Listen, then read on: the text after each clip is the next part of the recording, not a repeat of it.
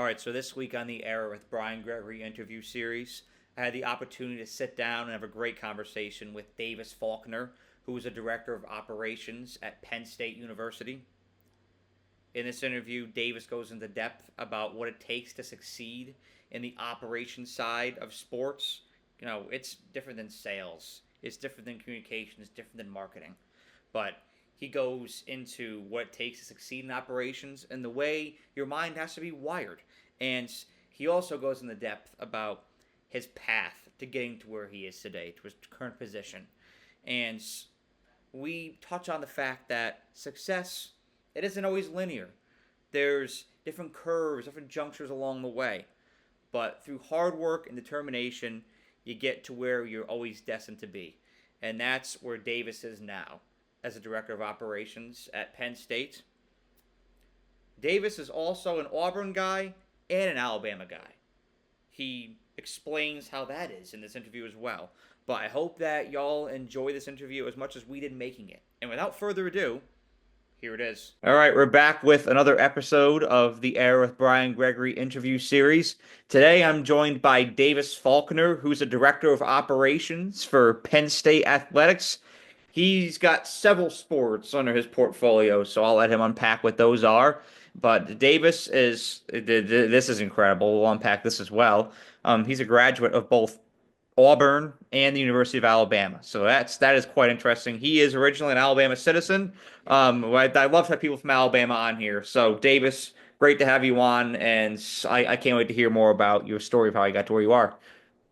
Yeah, Brian, thanks for having me on. I really appreciate it. It's always good to talk to another Alabama alum and talk to somebody that knows the places that I know. Being all the way up here in Pennsylvania, it's a little different, but yeah, it's a great place. And I just, like I said, just appreciate you having me on here and getting to talk to you a little bit about what I do and getting to hear a little bit about what you do. And like I said, it's good to see that you're doing well and having a lot of success in Dallas. Yeah, absolutely. It's been a successful almost year now. I'm rolling in on 1 year. How long have you been at Penn State for? Yeah, I've been here for about a year and a half, and I'll tell you, it flies by that first year. But it's great. It was definitely an adjustment coming up here from Alabama. I was at Alabama for about a year and a half too. I worked with the adapted athletics program, so I was their operations coordinator for a bit, and then I was their director of operations there at the tail end. But yeah, Tuscaloosa was great. I love Penn State. Like you said, I'm the director of operations for men's, women's golf, men's, women's tennis, men's, women's gymnastics, and fencing. So it's quite a bit. It's a mouthful for sure. Every day is a little bit different, which is something that was attractive for this job. But also just being up here at Penn State. Penn State's a great place. There's tons of sports. We're fairly successful in everything that we do. We've got great leadership. Dr. Kraft is definitely one of the best athletic directors in the country. He's got a great staff over there at AAB. So like I think a lot of people here have bought in, and you know it too at Alabama. It takes a lot of buy-in to be competitive and to win championships. We saw that with Saban. We saw that with Nate Oates. With softball, has been able to do gymnastics, adapted athletics, of course. But there's a lot of things that are similar here that are similar to what we saw at Alabama, and that was something that was really attractive to me coming in here. Penn State truly is one of those unique places in the college sports atmosphere where everything, administration, the athletic department, the fan base, everything is just completely all bought in. And you only see that out of so many places. Like you said, your Alabamas, your LSUs, your Texases, your Ohio States. There's so many other programs that you can poke holes in.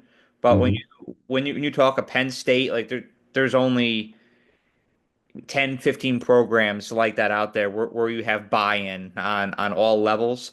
And I'm sure it makes your job a lot easier. The only thing about state college is, of course, you can't get a pub sub up there. But Yeah. nonetheless, it's a fantastic college town. I can't wait to come up and see it myself at some point. I'm really curious to get up there. And I want to hear a little bit more about what you do on a day-to-day basis when it comes to operations. Like, what are you overseeing? Yeah, so like my position is fairly unique, having seven sports. The traditional, I guess, director of ops is only going to have one, maybe two. So every day is a little bit different. And like I said, like that was something that was very attractive to me coming into this position. Being able to not always know what hat I was going to wear that day. Sometimes it definitely makes it frustrating, not knowing what exactly is going to happen. But by and large, it really just depends. Coming in, I really wanted to set the goal as like, I'm going to define success in my role as if I can do like one thing a day or two things a day or however many things a day that can take something off my head coach's plate or my assistant coach's plate and make it so they can just focus on our athletes and coaching and getting 1% better every day.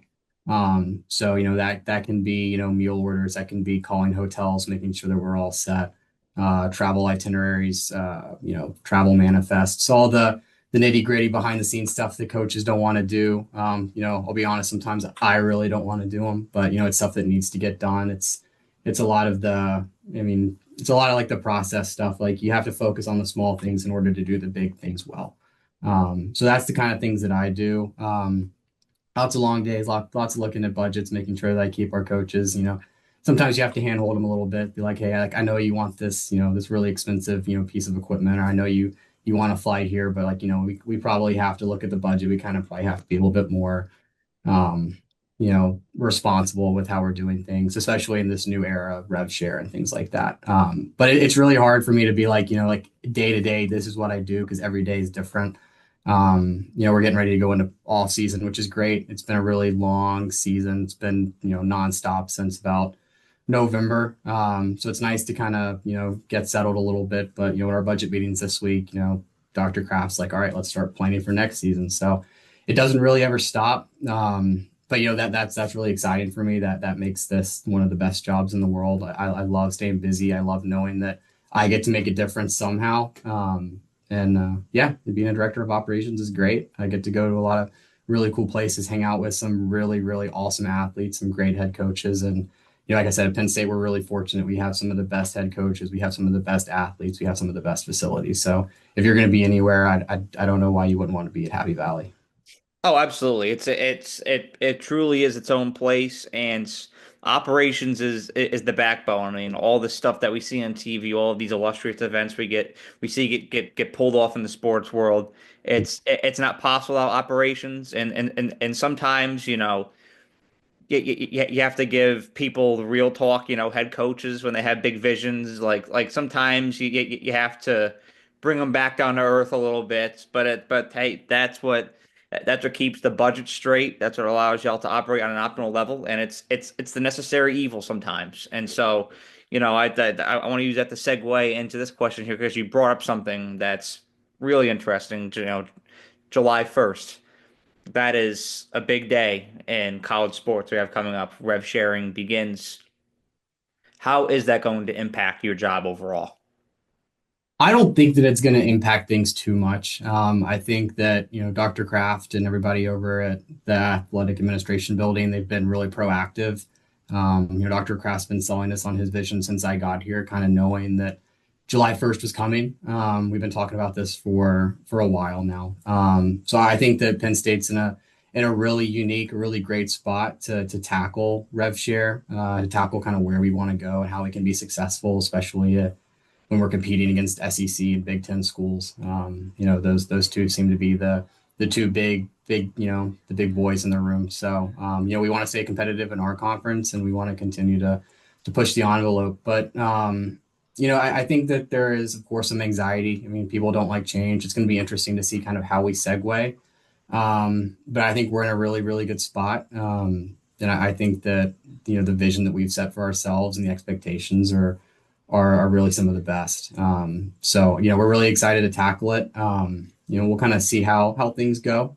But, like my day to day, I don't think it'll change too much. And most of my coaches all of my coaches are very responsible. They're ready for the challenge. They're some of the best in the country what they do. So I'm really excited. Like I said, there's definitely that anxiety. I think there's anxiety in Tuscaloosa and Athens, Georgia, and Baton Rouge. I think it's everywhere. But I think that, like I said, I think Penn State's really, really well suited for where we want to go. Well, everything is gonna start to become a bit more regulated and evened out now that you Mhm. have rev sharing, and so then it all comes down to getting that competitive edge with how you're operating, right? And I think that Penn State has done a great job at positioning itself because You are truly in a conference of titans when it comes to competitors. You know, you've got Ohio State over there in Columbus. You got the team up north, Michigan. You know, you've got Oregon. You've got USC now. It's a dog eat dog world out there right now in the Big Ten, and the same can be said for the SEC. But it's all about how you're positioning yourself and being ready for that change when it's going to come. And you know, it'll be interesting to see can it implement it. I think it's great for college sports long term, but athletic departments, people that are in positions like you and other positions, you know, whether it be marketing, whether it be compliance, NIL, you know, there will be changes that have to be done, but it's Yeah. at the end of the day, it'll be better. It'll definitely trim some fat off of the process, if you will. Yeah, I think all of us want to see, our student athletes but be put in the best possible position to succeed. So, I think that, wherever we end up going, I think as long as we, prioritize their needs, what they need, but, also say, making sure that we take care of our coaches and our support staff too. I think we'll manage pretty well. Absolutely, I'm looking forward to them. I'm very excited for the new things on the horizon on July 1st. I want to dive into a little bit of your story of how you got to where you are. So, Yeah. how did it begin? Like, how did you know you wanted to work in sports, and what did the story of how you got to where you are today look like and unfold? Yeah, so it's been a pretty long, bumpy, windy road. I went to Auburn. I thought I wanted to go to law school, so I studied history and political science. I took my first pre-law class like my junior year and just wanted to bang my head into my desk the whole time. So I found out fairly quickly that I didn't enjoy that path. So I looked for some other opportunities. I ended up going to Mississippi State for grad school, and I studied higher education administration. And I really enjoyed that. I had a really great advisor, Dr. Eric Moyen.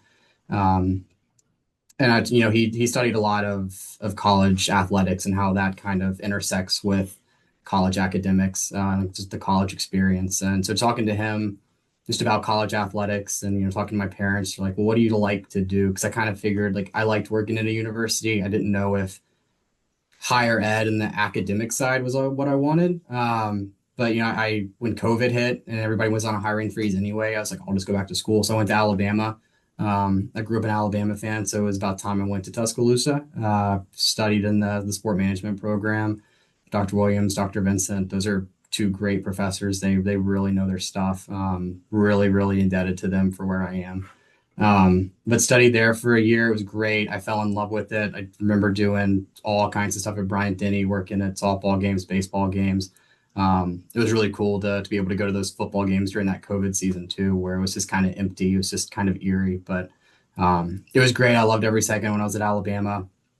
I was fortunate enough to get a job about a year after I graduated with Adapted Athletics, working with Dr. Harden and Dr. Strand over there, and that's a great staff. It's a great program. It's a great facility. Everything about that program is top notch. If it wasn't for those guys, I wouldn't be where I am now. So I'm very, very appreciative to everybody over at Adapted Athletics for the opportunities they gave me.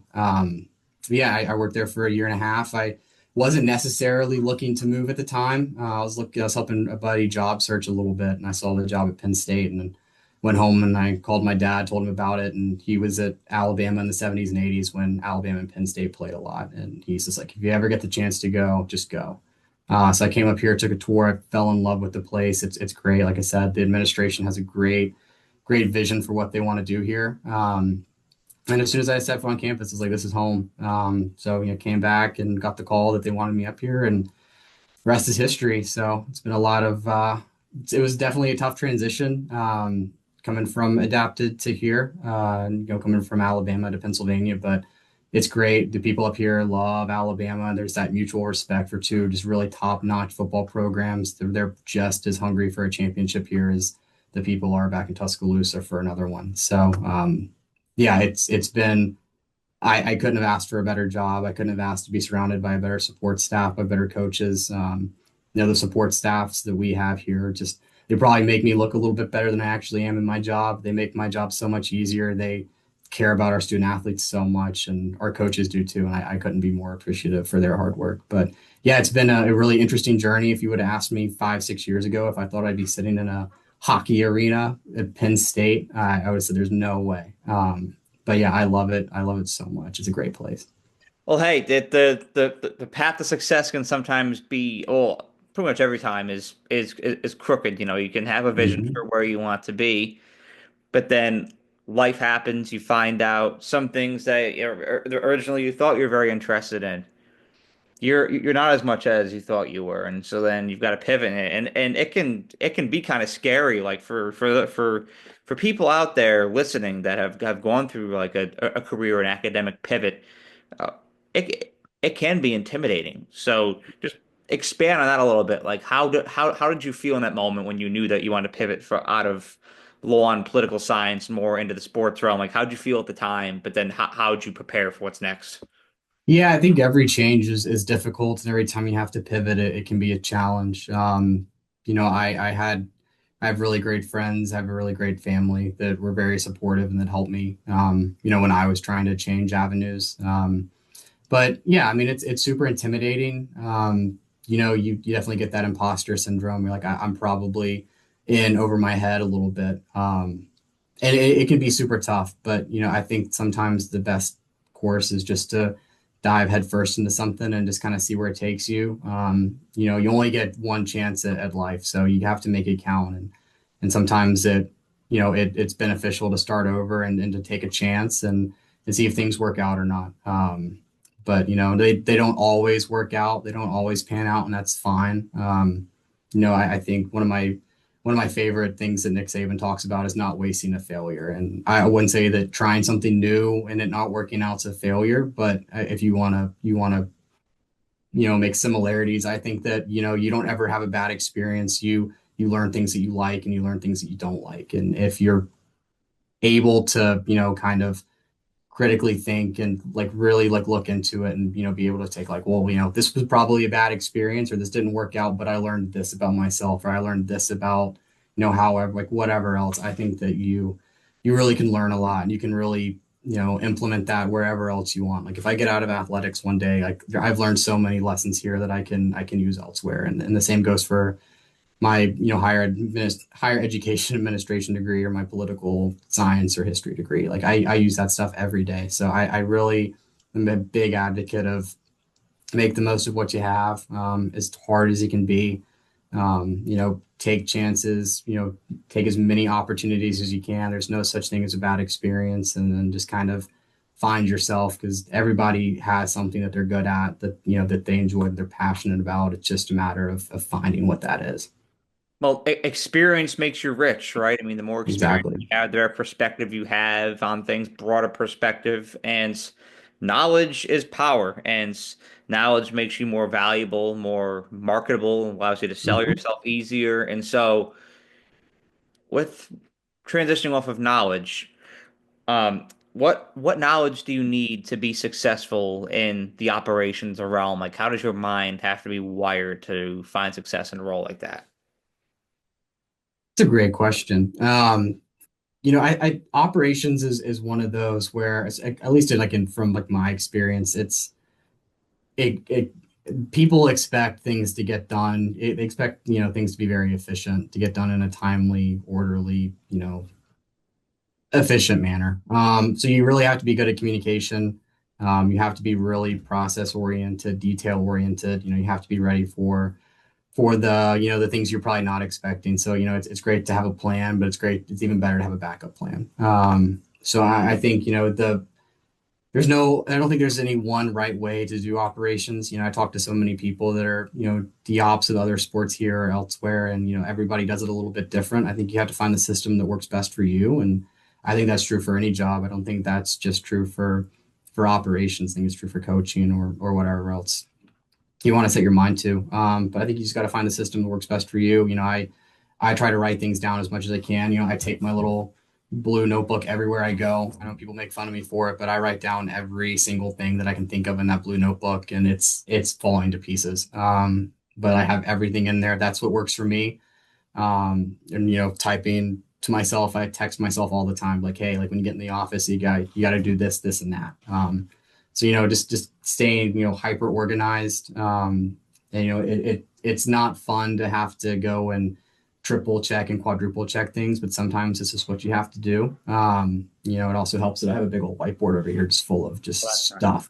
Um, but yeah, I found that works for me. But like I said earlier, I have great coaches. I have great assistant coaches, tremendous support staff, people who really believe in me and have given me the opportunity to kind of find myself in this role and do what works best for me. And, when I fail, they're there to pick me back up and, keep on climbing and doing what I need to do. So, that certainly helps too. But yeah, like I said, there's no one right way to do this. And like I said earlier, if when you fail, I think it's all about learning and, taking those lessons and really just, using that in the future to learn how you can better, serve our athletes and serve our coaches. Well, those around you that support you, like that always makes your job better each and every single day. Like they breathe life into you, and it becomes a lot easier to do your job. And then supporting yourself, of course, Mhm. being organized, like that goes such a long way to where you don't have to do things multiple times, and it doesn't hurt to double or triple check stuff. It can be tedious, but just as long as you go into each day feeling buttoned up. I think that's all that we can really ask for. That's it. Yeah, it's tedious for sure, but like it's so much better to have to stay in the office for 15 extra minutes, make sure that this thing is right or that thing is right than to have to, get a phone call at midnight saying like, hey, like, there's something wrong at the hotel or, our charter flight's not here or, this or that. So I would much rather, make sure I get everything done the first time. But, I make mistakes too. I'll be the first to admit it. I've messed things up this year. I'll mess things up next year. So, it's about having a little bit of grace and forgiveness and realizing that we're all human, we all make mistakes, and that things happen, and all we can do is learn from them and not beat ourselves up too bad about it. You take the pressure off yourself. Once you take that pressure off yourself, it becomes a lot easier to navigate and build that confidence that's For needed to sure. succeed in any role. Um, so you have, correct me if I'm wrong, but you have balanced school with working at the same time. Yes, to a degree. How do you do that? Because a lot of people I've talked to take that on, and it can be a grind. Yeah, so I started my MBA last summer. I only take classes in the summer. It's really hard. I was gonna try to finagle it and take some classes in the fall, but with golf and tennis in season in the fall, it's still a little bit hard. And then trying to prepare for the other teams to get on the road, it's a challenge. But it's been it's been an experience. It's been super challenging. I'm curious to see how much further I progress in that degree. But it's been really rewarding. You meet a lot of interesting people, and it's like I'm fortunate enough that program is online, and you meet a lot of people who are in the same position as I am. They've got a 9 to 5, and they have a family at home, and it's tough to find the time. Um, but it's super rewarding. Like when I was in middle school and high school, my dad was doing his PhD at Alabama, and he did it all online and all virtually. And he'd have to go to campus a few times a week at night, working on his dissertation and all that fun stuff. But it's certainly a grind, but it's certainly rewarding. So if you're somebody that's on the fence about not knowing if they want to go back and get that master's degree or maybe get that MBA or maybe you're just a overachiever and you want to go get that PhD, like it's something that I don't think is ever a bad experience. I have 4 college degrees, so I definitely probably fit that mold of a lifelong learner. I love school. I love meeting new people, talking about theories, things that work, things that don't work, learning stuff in the field. I think it's great. I think, every opportunity you can to go and learn something new or to meet new people is an opportunity you need to take. So, um, as tough as it might be, I say definitely pursue those opportunities, pursue those goals. But yeah, doing it on top of work is a challenge. You have to make a lot of sacrifices. And so I totally get how difficult it is having lived through some of it. But like I said, if you ever get that opportunity, I can't encourage you enough to do it. I couldn't have said it better myself. It can be long, it can be daunting, but it's worth it at the end of the day if you Mhm. really have that drive to go back and get that degree, and it can get you farther down the road. One last question. I see that the time is starting to run out here. So what is one piece of advice that you could leave for anybody who wants to get involved in the sports industry? One piece of advice. I think that It can be multiple.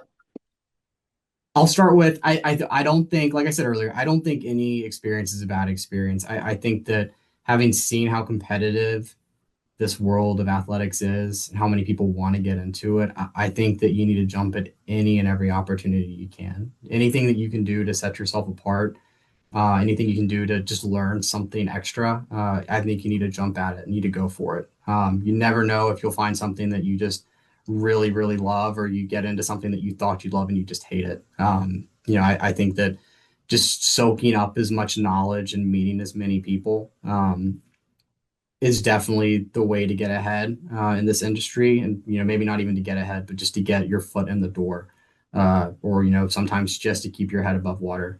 Because it can be a lot. Athletics is demanding. The hours are grueling. The expectations are extremely high. People have extremely high standards. And when you have a brand like Alabama or Penn State or the Dallas Cowboys, like, you have to have those expectations, and pressure certainly is a privilege. But yeah, just getting as many opportunities as you can, and just I think the other one too, and the thing that I probably struggle with the most is you have to have some grace, and you have to forgive yourself when you make mistakes. Don't be afraid to make mistakes. Don't be afraid to do the wrong thing. It's hard. It sucks. Like, I totally get it. But yeah, like I said, don't waste a failure. You can learn something from every single time you mess up. It's just a matter of if you decide to implement the things that you've learned. And I know that in this profession, people like to be perfectionists. I certainly am. I hate messing stuff up, because I know it gets in the way of my coaches being able to do what they want to do and our athletes being able to compete at the highest level. But I think that those two things, I think if you can find ways to implement those, you'll probably go a long way in the field. But I think also just not giving up on yourself. It's never too late to get into the industry. It's never too late to find yourself. It doesn't matter if it's athletics or whatever else. It took me a long time to find my way and find my passions and my purpose. But it's never too late to find it. So to anybody out there that's struggling with a job search, or just doesn't like their job, it's never too late to start over. It's never too late to try something new. And if you just keep on just trying and just giving it that effort and giving it all you have, it's eventually going to work out. So I think those are probably the three things that I would say are the most important aspects or pieces to be successful in this industry. No, I mean you can soak anything up from any experience, and like you're saying, it is never too late to pivot, and it can be a hard industry to break into, but with the right mindset and determination, it can always be done. And I can't stress the importance of that enough as well, giving grace to yourself, because it can be hard at times, but if you're forgiving to yourself, you give yourself time, space, grace, things just become a lot easier. So I really appreciate the fact that you said that, Davis. Yeah, absolutely. Well, thank you for hopping on here, Davis. I really appreciate it. Having a former Alabama guy on here. You're my first Penn State person. I'm sure there'll be plenty more, but I appreciate you coming on here today to talk a little bit more about operations. You're also my first operations person. So this is a unique interview in the vault of the air with Brian Gregoire. So it's a pleasure to have you come on and expand on what you do in your story to getting where you are. And I wish you nothing but the best and for success down the road, for you and the entire Penn State program as you wrap up another season. And keep me posted as July 1st approaches. Yeah, absolutely. And like I said, thank you so much for having me on. I love talking to some Alabama grads and just kind of hearing that, you're doing well and seeing that you found success in what you're doing. That's what it's all about. That's why we all went to that program and did what we did. So it's really good to catch up and hear from you. Yes, sir. Of course, there's always props to that University of Alabama sport management program. It's truly the best. You mentioned a couple of names there. Dr. Williams, right? I had him. He was fantastic. I had Dr. Blakey, Dr. Lewis, Dr. Seaver, just to name a few. Dr. Bop, name a few. Mhm. All fantastic professors. And again, owe it to them to where I'm at too. And you can't forget where he came from. So Absolutely. it's always good getting that Alabama intersection on here. But thanks for coming on, Davis. I really Yeah. appreciate it. You have a great day and go Nittany Lions. Yeah, roll tide. Roll Tide.